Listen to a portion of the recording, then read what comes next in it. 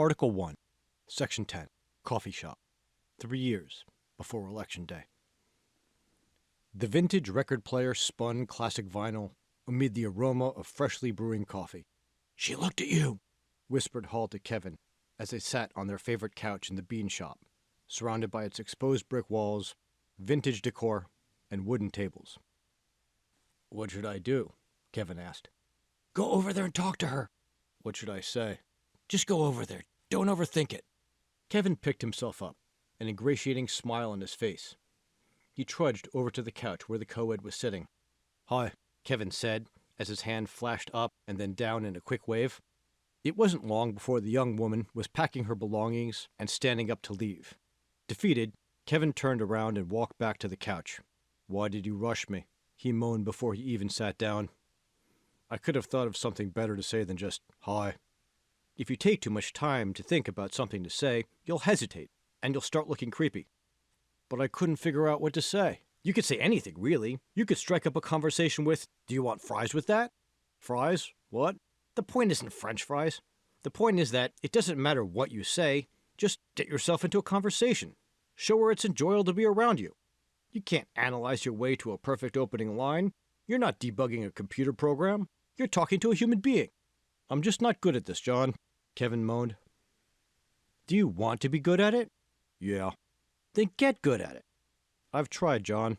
I just can't get any better. We're finishing college and I've never even kissed a girl." Hall sighed. "You've got good at other things, right?" Hall noted. "I guess." "What do you mean you guess? You're great at computers, right?" "I didn't get good at computers. I was always good at computers." "You weren't always good at computers. Freshman year, you used to spend hours debugging code to remove the mistakes you made on your first try. Not so much anymore, right? You got better at that, you can get better at this." "Getting good at that was easy." "It wasn't easy. It only seemed easy because people kept telling you how good you were. How many times did you slave away for weeks over some program only to have it crash?" "Almost never." "What about that face detection system you tried to make for your special applications course sophomore year?" "That was different." "That wasn't different. You just treated the problems differently. You didn't see them as failures. You just fixed them. You knew what you made was worth repairing, so you repaired it." "This is different, Jonathan. Most of the time when I try to talk to a girl, I get the brush-off signals immediately. A couple of weeks ago, one girl even took out her cell phone and started texting her friend as I was trying to talk to her." "What did you do about that?" "Nothing. I just walked away. I know when I'm being rejected." "The next time you approach a girl, just treat it like an experiment. Say to yourself, 'I wonder what will happen if I say this or that.' That way, it's not a matter of success or failure. You'll just learn what works and what doesn't." "But nothing I ever say works." "Maybe it's not what you say, but how you say it." "Everybody says that to me." "You walk up to women all hunched over, already looking defeated. It's like you're convinced she's going to reject you. It shows. You're a great guy, but you're rejecting yourself before a girl has a chance to reject you." "I'm not defeated. I'm just acknowledging reality." "And what is that reality?" "I'm ugly." "You're not ugly." "Yes, I am." "Okay, you're not an Adonis, but you can improve your appearance. Better haircut, dress a bit better, eat a bit better." "But why do girls have to be so shallow?" "They're not shallow. They're human, just like you and me. The people they want to be around are pleasant, and they show they can take care of life's business. If you look like you've been defeated by life, then how can they trust you'll provide what they need from you?" "I just want a girl to like me for who I am." "You mean like who you are in the inside?" "Yeah." "That's Hollywood movies talking. Movies make it seem like the real you is some magical thing you have inside. One day, if you make the right move, it will shine through. That's not how it works." "I know that stuff's not real." "Remember that thing you did with the flowers? That was for, what was her name, Rachel, was it?" "Yeah." "You got that from the movie The Ultimate Date. Those kinds of grand gestures don't work to attract women, but you see them all the time in movies and TV because they make for clean storytelling." "I'm not getting that from movies. That was my own idea." "Really? Remember that ad you put on the dating site? What did you say about your ideal date would be? Something about walks on the beach or something?" "Yeah." "When was the last time you even saw a beach?" Kevin didn't answer. "You didn't get that idea from your experiences. You got that from watching movies or commercials or whatever. We've all had a lifetime of those stories. They tell us what we should want, what we should be. Kevin nodded. The people telling these stories have their own purposes for telling them. Are you saying movies are no good, John? You love the Raven movies just as much as I do. You're right. Raven's message about bravely fighting evil, no matter the cost, is a strong message, isn't it? Yeah, I guess. And Raven takes care of business, doesn't he? Yeah. Then why don't you become the guy who looks like he could take care of business? Come to the gym with me tomorrow, okay? Okay, I guess. Don't guess, just come. Okay.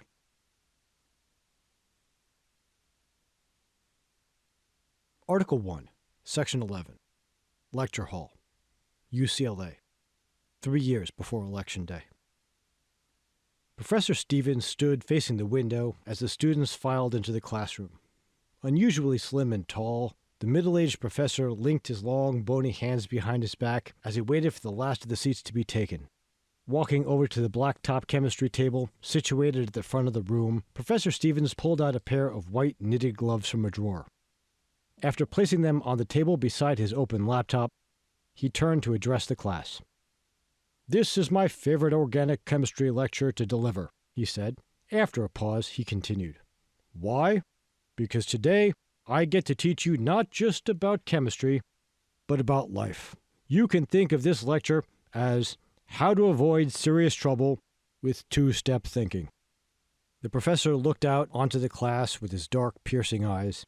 He ran his hands through his salt and pepper hair as he considered the reaction of the students quietly leaning forward in their seats as they listened. Professor Stevens clicked a mouse. A slide with a diagram of a molecule appeared on the classroom's display screen. "Who knows what this is?" A long pause. "Nobody? Okay, this is thalidomide. Once it was thought to be a wonder drug for a variety of ailments. Today, it is infamous. Does anybody know what it is infamous for?" No responses. The professor continued. "It is infamous for this, and this, and this." An audible gasp rippled over the classroom as the students saw what Professor Stevens was showing on the screen. Black and white photos of newborn babies. Instead of arms and legs, the infant's limbs were shrunken flippers. Thalidomide causes severe birth defects in growing fetuses. One question could have prevented the human tragedy you see here. That question is this: what happens then? The professor picked up the gloves. "Let me show you what happened," the professor said, and put the image of the molecule back on the screen. Like many drugs, thalidomide is a molecule that has what's called a chiral center. That means that, like a pair of gloves, there are different versions of the molecule, a right-hand version and a left-hand version. The professor picked up the right-hand glove from this table and attempted to pull it onto his left hand. "See? It doesn't work, does it? The two drugs interact with your body in different ways. With thalidomide, the right-hand version, which we call the R enantiomer, has desirable sedative properties. The left-hand version, the S enantiomer, is different. You know what it does?" The students didn't answer. They just sat in rapt attention. The slides of the deformed babies reappeared on the screen. "The left-hand version of thalidomide is a powerful angiogenesis inhibitor. That means that it stops the development of blood vessels. The arteries that would have supplied these babies' arms and legs didn't develop, so their arms and legs didn't develop either." Professor Stevens paced back and forth. "So, what do you think a manufacturer of thalidomide should do to make the product safe?" A hand went up. "Yes, Frank?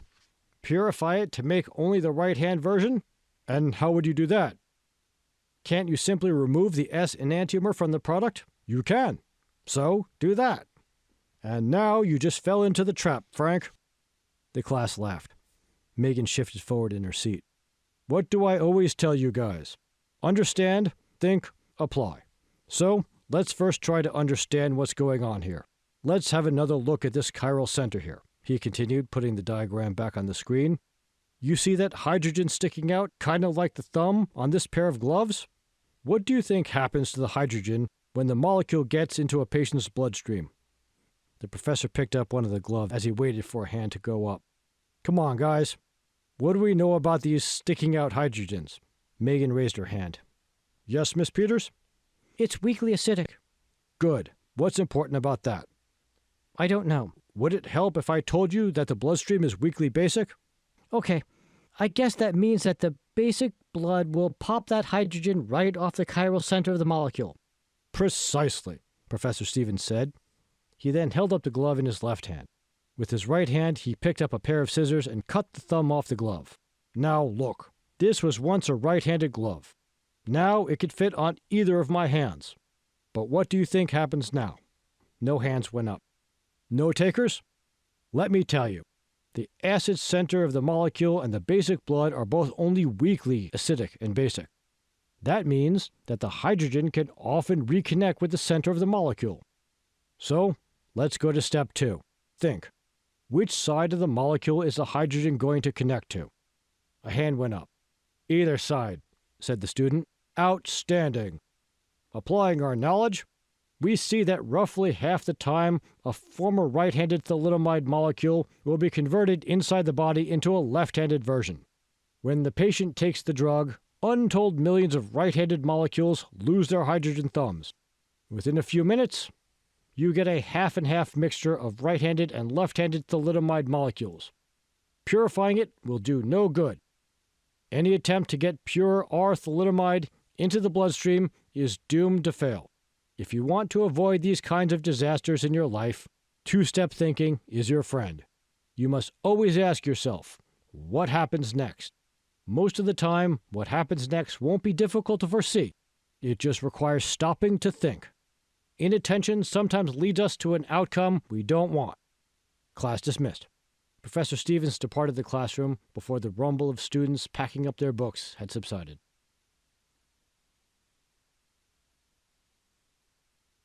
Article 1, Section 12, Wainwright's Gym, 3 years before Election Day. As soon as Kevin Judd opened the door to enter the gym, he was stopped short by a young woman. Hey, She called out. you're getting in my shot. Another step forward would have put Kevin between the ponytailed young woman filming with her cell phone and her friend who performed for the camera. The performer, clad in skin-tight gym pants and a sports bra barely adequate to its job, was digging with a plastic scoop into a tub of powder that she held next to her jiggling cleavage. She held the plastic container surprisingly still, so that viewers could see the name of the product she was touting. The rest of her writhed and wiggled for the benefit of her audience and for the men who had gathered to watch the spectacle. She tilted back her head and dumped the scoop, now full of pink powder, into her open mouth. She grinned weakly for the camera as she tried to swallow the concoction. Coughing, she reached for a bottle of water to clear the powder from her gullet. Turning to leave, Kevin felt a hand grab his arm. It was Jonathan Hall. Hall led his frowning friend around the commotion and into the workout area. In contrast to the woman making the video, Kevin was dressed to do some computer hacking. His black t-shirt, stained with the residue of a snack food binge, bore bright green letters across the chest in an old-fashioned computer font. 31337H4XOR, it said. Hacker speak for elite hacker. Glad you made it, Hall said when the pair finally stopped. What was that woman doing? She was dry scooping a pre-workout. What's dry scooping? It's when idiots take a nutritional supplement meant to be dissolved in water without the water. What's that good for? Nothing. People say taking a pre-workout supplement helps you get a better workout. Dry scooping doesn't help anything at all. Do I need a pre-workout? No. Then why's she doing it? She's putting on a show. She must get paid by the supplement company to advertise their product. There's a lot of competition, so she has to find a way to get attention. If I could get a better workout with a supplement, shouldn't I take one? Don't get lost in those details. The important stuff is always the boring stuff. Doing the exercises well, eating well, and sleeping well. It's as simple as that. Okay, so what do you want me to do? Kevin asked, blinking quickly as he looked around the room. A line of runners, most of them wearing headphones, pounded away on the treadmills. Much of the gym floor was taken by exercise machines, where gym-goers, some of them quite old, worked their muscles. Standing in a rank across the back wall of the gym were several squat cages. The biggest men in the gym snorted and snarled as they stepped in to confront their barbells. Kevin jammed his hands into his pockets. Hall could see he was sweating already. You look like you're going to your execution, Hall said. I'm not good at gym stuff. Not like him, Kevin moaned, motioning with his chin to a hulking man watching himself intently in the mirror as he built his biceps with a large barbell. Forget about him, Hall said. All we're going to do today is take stuff you're already good at and use it to get good at other stuff. Then what are we going to do? Squats. I'm not good at exercise. Yeah, you're good at other stuff, like programming, right? Yeah, but what's that have to do with exercise? Not much, but that doesn't matter. The only thing they have in common is you. Now you're really confusing me, John. You know what it's like to really focus on something, right? Like when you're writing code. I've seen you. You don't notice anything else in the world. Yeah, well, that only happens if I have to think really hard about something. You're missing the point. Point is that you have a mind that's capable of focusing completely on what you're doing, right? I guess. So, instead of focusing on how you want a machine to work, focus on how you want your body to work. That's different. No, it isn't. Focus is focus. I can focus if I have to think through a problem. I can't just block my thoughts just to concentrate on my body. Thoughts just happen. It's like when somebody tells you not to think about a polar bear. What's the first thing you think about? You're not going to try to block your thoughts and emotions. You're going to do something different. If you're aware and alive to what's happening in yourself and in the world around you, you'll be less aware of your useless worries or your unjustified negativity. Kevin glared at Hall, who just continued speaking. You can't stop your mind from thinking. What you can do instead is to give your mind something to do. The ancients who invented meditation gave their mind the task of watching their breathing. We're going to do something a bit different. We're going to use our minds to follow the movements of our body. It's what your brain will do instead of chasing after temptations and distractions. If awareness is what's important, then why not just sit and meditate? We sit too much these days. The ancients who invented meditation were people who spent their lives on their feet, carrying stuff, chopping stuff, and planting stuff. Just to stay alive, they had to move all day long. Even rich people were constantly moving. Aristocrats weren't just fancy people. They were a military nobility who dedicated their lives to hand-to-hand fighting. Even when they weren't fighting, they were moving. Do you remember that castle we visited in Scotland? How steep those stone staircases were? It must have been exhausting just to climb those steps all day. Meditation involved doing the opposite of what people long ago did all day. So, instead of sitting like we do all day, we're going to move and put our minds on our movement? Kevin asked. Exactly, Hall replied. We'll get our minds and bodies in shape at the same time. Grab that 10-pounder from the dumbbell rack and follow me. We're going to squat with this? Kevin asked, holding up the dumbbell. Look at that giant barbell the guy squatting over there is using. Kevin, what are we here for? To get better at exercising? No, the point is to make you better. It's not to keep adding numbers to the bar. It's not to get buff. Those things are nice, but the goal of those things is to make you better. Build your foundation, build your structure. You're not going to go super heavy. You're going to go super focused. Kevin picked up the dumbbell and trudged after Hall to an empty section of floor. Hall demonstrated the proper posture and balance for the squat. After a few tries, Kevin was able to do it acceptably well. Kevin, you're doing this. We're moving in the right direction. Hall urged Kevin to practice for a few more rounds. You look like you feel better already, Hall mentioned. I'm getting tired. That sitting meditation looks good right now. You think that's easier?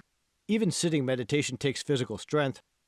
The Kung Fu masters who developed it built up their bodies and minds with a combination of extreme movement and extreme stillness. Part of the reason they did those extreme exercises was to become strong enough to sit more still while meditating. Hall handed Kevin the dumbbell. He then demonstrated how to hold the weight in front of him with both hands. Now we'll try some goblet squats, he said. Kevin licked his lips and took a deep breath. Then he did as he was told. That wasn't bad, Hall said. Kevin began to brush the food stains off his shirt. Let's try to do 10 of those. Kevin tucked his shirt into his shorts and smoothed out his clothing. He took the dumbbell and began. A little slower, a little deeper, Hall instructed as Kevin began to sweat, gritting his teeth with effort as he performed the last few squats. Can we stop? I'm getting tired. How about one more set of these, and I'll show you a few other things, said Hall. Do we have to? It's up to you. It might be helpful to imagine the girl you want to have in your life. Imagine the kind of man she would want. Imagine yourself getting one step closer to becoming that man every time you bend your knees. Okay, I'm picturing it. No, Kevin, I mean close your eyes and picture her. Really picture her. Now picture yourself as her kind of man. You see that woman? Do you see that man? Yes. You know what that man would do right now? No. What? He would bend his knees and squat. Nodding curtly, Kevin took the dumbbell and then began to squat. Finishing the set, Kevin sat down next to Hall. I don't know how this is going to help. I just get so nervous talking to women. You say that like it's a bad thing. All that means is that it matters to you. It means you're chasing something important. Kevin nodded. On the other hand, why be nervous? All you're doing is approaching another human being and trying to strike up a conversation. Looking as panicked as you would be if you were being mugged would only make you seem creepy. But I am that stressed. Why is it creepy? Because that much stress is not appropriate to the situation. Kevin chuckled. When you feel good, you feel confident. Confidence wins with women. I heard that a million times in chat rooms on how to pick up women. That kind of stuff never helped. We're not talking about picking up women. We're talking about finding someone to build a life with. That's something that's worth all this energy. That sounds good. Even better, if you do it right, you only have to be good at it once. You only need one really good woman in your life. Kevin stood up. I think I've got a couple more sets of squats in me.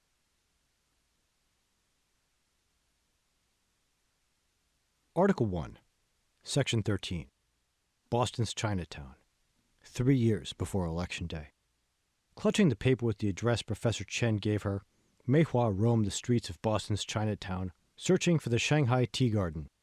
It was there that she would meet Professor Chen and his former student. Finding the street address, Mei Hua passed under the tattered green marquee sign and through the darkly tinted glass doorway into the dingy dining room beyond. Waitresses, middle-aged Chinese immigrants all, buzzed about, serving an almost exclusively Chinese clientele. The only American face belonged to the man seated next to Professor Chen. Gesturing to the maitre d', Mei Hua pointed out her party and approached their table as the pair rose to greet her. Mei Hua took off her long wool coat, revealing a prim woolen sweater and plain black slacks. Professor Chen introduced her to James Olmsted. They exchanged handshakes. A taste of home, Chen said with a smile, as the group settled into the tattered leatherette booth that surrounded the scuffed round dinner table and began perusing their menus. Exactly, Olmsted said. It might be a hole in the wall, but the food here is just like what you get in Shanghai. The owner's brother was a friend of mine from school, Chen added, in the Shanghai dialect of Chinese. Olmsted chuckled. It's still a small world, even in the world's third largest city. There are more than 25 million people living in Shanghai, Mei Hua added. And my college math professor comes from the same neighborhood I do. What are the odds? What are they indeed? Professor Chen mused. So, James, what do you want our student here to know about you? 20 years earlier, Olmsted had been a prized pupil of Chen's. Olmsted got an engineering degree from Harvard, then, using Chen as a contact, got a job in China working for Shanghai Communications Corp. Even as Olmsted settled into his new job, China's multinational giant Middle Kingdom Telecom was in the process of bankrupting its competition. After each competitor was crushed, Middle Kingdom would recruit the defeated rivals' research and development talent. When Shanghai Communications fell victim to the juggernaut, Olmsted was immediately hired by Middle Kingdom. It was not long before Olmsted and 50,000 other foreign employees had been assimilated into Middle Kingdom's structure. A critical mass of the West science and engineering elite now worked to further Middle Kingdom's global ambitions. China finally had a clear picture of what its Western competitors were developing and how. 6 years ago, using the network of contacts and the considerable earnings he had accumulated in China, Olmsted returned to the United States. There he founded Monarch Ballot Systems, a voting technology company. It wasn't long before his company was mired in scandal. Candidates who lost to far less popular competitors would frequently blame the company's Chinese-made chips for cheating them out of election victories. Rather than leaving Olmsted to deal with the rumors, Olmsted's Chinese supporters made sure that he got a good price when he sold the company. With the Monarch fiasco behind him, Olmsted formed his latest project, the Center for Technology and Election Trust. Working in China was a revelation for me, Olmsted told his companions. It was never something I even thought of doing until I met Professor Chen. As an American, we're so used to thinking of our nation being hundreds of years old. When I got to China, I realized that it was a civilization that was 5,000 years old. It's a totally different perspective. Contrary to the stereotypes I had come to accept, I found China to be pragmatic, curious, and adaptive. And ruthless, Mei Hua added. Professor Chen smiled. China's transformation in the last 50 years has been nothing short of amazing, Olmsted continued. When Deng Xiaoping became paramount leader of China back in 1978, he reformed the economy and transformed the country from an impoverished rural backwater into a prosperous urban behemoth. I'm too young to remember what it used to be like. Mei Hua responded. Where did your grandparents come from? Asked Professor Chen. Now that I think about it, they moved to Shanghai from the countryside in the mid-1980s. Deng's reform of China was brilliant, Olmsted continued. His plan was like a two-stage rocket. The first stage, the booster stage, got China off the ground. It used China's massive population to develop an export economy based on cheap labor. At first, they manufactured cheap trinkets and consumer products, but soon they moved on to advanced computers and pharmaceuticals. By the early 2000s, China was ready to jettison that booster. They are now ready to fire up the second stage of the rocket, the Fourth Industrial Revolution. I'm unclear on what you mean by the Fourth Industrial Revolution, Mei Hua said. Let me explain, Olmsted said. It's a revolution in manufacturing and development driven by artificial intelligence, robotics, and the internet. Imagine manufacturing being driven by industrial robots that talk to each other instantly over 5G cellular communications networks. They will employ AI to design production techniques without any human input. Okay, and? The human mind isn't even capable of understanding how these machines will design and fabricate their amazing creations. Tomorrow's innovations will make today's products and techniques look ancient. China's plan to control the technology of economic prosperity will put them at the center of the world's economic life. It has already begun to bring all of Afro-Eurasia into a Chinese economic orbit. It will not be long before China owns all of the control points in every sphere of economic life. You're making it sound like China wants to take over the world. I never got that impression. China has no desire to conquer America or anywhere else for that matter, Mei Hua said. Neither do I. China seeks to lead in creating a better world for all. Unlike the chaos of America, where people go every which way, China's order and organization will lay the foundation for a new world. China has been partnering with American business leaders ever since relations were established between the two countries in 1979, and China was granted Most Favored Nation status in 1980. Really? Mei Hua asked. Yes. Look at the Ruwen Corporation, said Olmsted, referring to the world's second largest entertainment corporation. China's huge population is a massive market. Ruwen opened 2 Enchanted Realm theme parks in China. China helps Ruwen shape their programming. At first, the Chinese government would point out what themes are considered offensive in China. Now they're working together with Ruwen's teams of wonder techs to shape scripts and craft stories that make viewers into better Americans and better Chinese. Professor Chen leaned in. Like you, he said, Mr. Olmsted was once a visitor to a foreign country. I have spoken with Mr. Olmsted about you and your impressions of America. I hope you had good things to say. He did, Olmsted replied. But speaking of impressions, Professor Chen said you could do amazing impressions of your classmates. Can you show me? You don't know any of my classmates. Why would you want to see that? Olmsted smiled. Good point. How about doing an impression of Professor Chen? Mei Hua glanced at her professor. In China, it would have been highly improper for a mere student to lampoon a distinguished university professor. Doing it right in front of him would have been unthinkable. Professor Chen turned to her with a smile and a nod. Mei Hua collected her thoughts and then stood up. No, Mei Hua exclaimed, banging the table. That's not how you solve problem. You not think how you get to Harvard. If Mei Hua minded that she had captured the attention of everybody in the room, she gave no indication that she did. She had become too absorbed playing the role of the disappointed professor, lambasting the class for its poor performance on the midterm. You fit better in state school, she reprimanded the imaginary students. Olmsted nodded and smiled. Professor Chen sat back with a satisfied look. Mei Hua sat back down. The show over, the diners and staff went back to eating and serving food. You're certainly a keen observer, Olmsted said. I believe Professor Chen when he says you see clearly what's really going on in America and China. What's really going on? Sure. You grew up in China. You said so yourself that China is a ruthless meritocracy. Think of what China does to find the very best students. Mei Hua snorted. I remember. China has a lot of practice finding the very best talent. If you remember back to China's early history, you'll recall that for thousands of years, China's 2 rivers produced the largest and most prosperous civilizations the world had ever seen. But those rivers would frequently turn on China. They would flood. When that happened, those rivers snuffed out millions of lives at a stroke. What did China do about that danger? Mei Hua thought for a moment, trying to recall the Chinese history classes she had taken years before. Massive engineering projects, She answered. Right. Since the beginning, China has selected the very best to run the country. They constructed enormous irrigation projects, massive dikes, and efficient water management systems. Some of these systems were built thousands of years ago and are still in use today. They needed the best talent, so they found the best talent. Those two rivers made sure they picked only the best. Noticing the sudden look of sadness on Mei Hua's face, Professor Chen placed a comforting hand on her arm.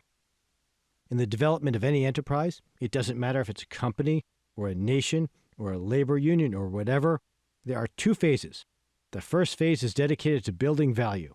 The second phase to dividing up the spoils, Olmsted said. What do you mean? Mei Hua asked. Imagine a family that founded a billion-dollar company. In the first generation, the very best of the family spends its energies growing the company, improving its operations, and improving its production. In the next generation, the founder's children inherit the business. More often than not, they're mediocrities who dedicate their efforts to making sure they get the biggest share of the money and status.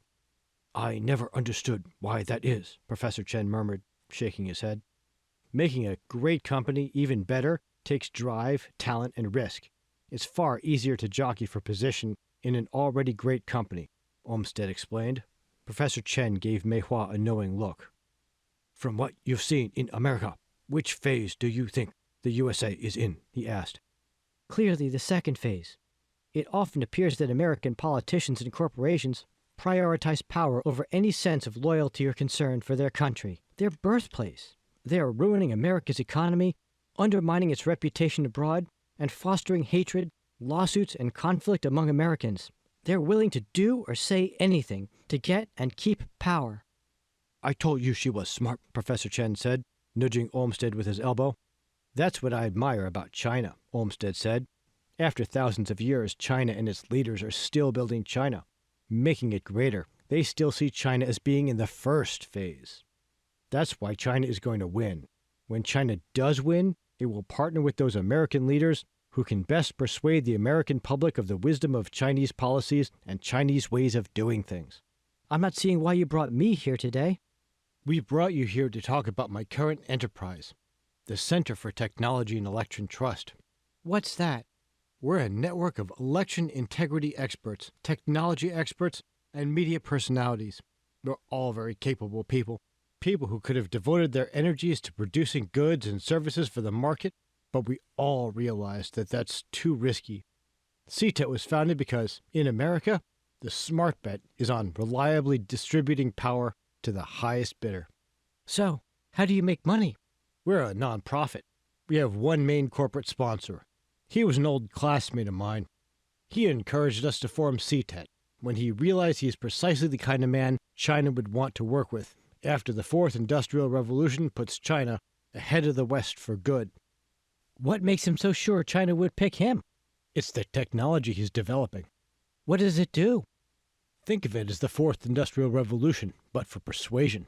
The company has discovered a way to use AI to get into the mind itself, to combat misinformation. With the ability to reliably persuade citizens of the truth, there would be no more partisan bickering, no more hate speech, no more power struggles. But then why is he so concerned about elections? Our sponsor is developing the technology, but it's still in development. It's going to take a few years until it's fully functional. But when it's finally developed, he is going to want to share it with China. For those things to happen, the political conditions in the United States must be a certain way. A certain way? Yes, that is where CTET comes in. We make sure that the political offices get into the right hands, so that these innovations can be used and shared. And that's where you come in, Professor Chen said. Me? Mei Hua asked. Like China, our company can only afford to hire the very best. To do what? Mei Hua asked. Not to put too fine a point on it, we have to win the next presidential election. I don't understand, Mei Hua said. China is very interested in our sponsor's technology. So, we need someone we can trust to handle some matters related to the election. Professor Chen trusts you. He discussed you and your talents with some friends of his back in China. They also believe you to be reliable. So, we found a position for you. It's a position where you can be the best, just as you've always wanted to be, said Professor Chen. What do I need to do? America's presidential election system is very messy. The Electoral College makes CTET's job unnecessarily difficult. Instead of going to a few big cities to get all the votes we need, we have to go state to state to collect them. In some cases, we have to get down to the street level. That's the only way we can be sure that things will move our way. We have a special mission for you. I think I see where you're going with this, but aren't you harming your own country for your own selfish gain? Olmsted leaned back for a moment and thought, sensing that his answer would be critical in convincing Mei Hua to take the job. I know this may sound like betrayal, but believe me, my loyalty is to the greater good. American politicians spend their time getting us to fight each other so they can exploit the fighting and rule a divided country. Wouldn't it be better to live in harmony under the ancient wisdom of China than to devolve into civil war? I only want what's best for America. And right now, what's best is to accept China's help and leadership through CTET. Mei Hua nodded. I think I'm the best patriot America has, Olmsted proclaimed. Mei Hua sat back and thought. Professor Chen sensed that his input would be persuasive. Maybe you are considering other opportunities for this summer. Maybe they will be very well-paid opportunities. Students at Harvard have many options. Don't just think about the upcoming summer. Maybe it would be better if you would think about your life as a whole, the end you want to achieve with the days of your life. Now imagine how proud your parents would be if you got top grades here at Harvard, good enough to get into the University of Peking. Mei Hua nodded. Think of your father, Chen continued. He's an engineering manager at Shanghai Electronics. Isn't that right? Yes. Now imagine how happy he would be if he was promoted to Director of Engineering. Imagine how proud he would feel to know how well you served your country. Imagine the opportunities that would open up to you coming back to a grateful China. But why me? You fit the profile, Olmsted said. Profile? I'm not some Feng king who would do anything for China, Mei Hua said, using the Chinese word referring to young Chinese nationalists known for their unwavering defense of any Chinese action, even to Mao's deadly Great Leap Forward or Cultural Revolution. Patriotism is good, Olmsted said, but we're not looking for a patriot. To be blunt, we're looking for a mercenary. Patriots have too many of their own ideas about what's good for China and what their mission should be. A mercenary will do what she's told. Mei Hua put her chin in her hand. Since we know you won't get a better offer anywhere, Professor Chen said, we know you'll do your best on your mission. Let me think about it, Mei Hua responded. Can you have your answer tomorrow? Olmsted asked. Yes. Olmsted handed Mei Hua his business card. Great. Let's order lunch, he said. The next day, Mei Hua dialed his number. I'll do it, she told him. From James Olmsted to Jerry Neville. Subject, our girl. Jerry, she's a go. Jim. This is Ari Mendelson. I hope you're enjoying Consent. I'd love it if you could show your appreciation for my years of hard work by hitting that like button and subscribing to my channel. But why keep this adventure to ourselves? I wrote Kingmaker because I believe its message of keeping control of our own minds is one that America needs to hear. Young men especially will profit from learning the message that lies at the heart of these novels, that the straightest path to happiness is by improving yourself one step at a time, rather than attempting to change others. So, share this audiobook far and wide across your favorite social platforms. See the description below for other ways for you to support my work. Thank you so much for your time and attention.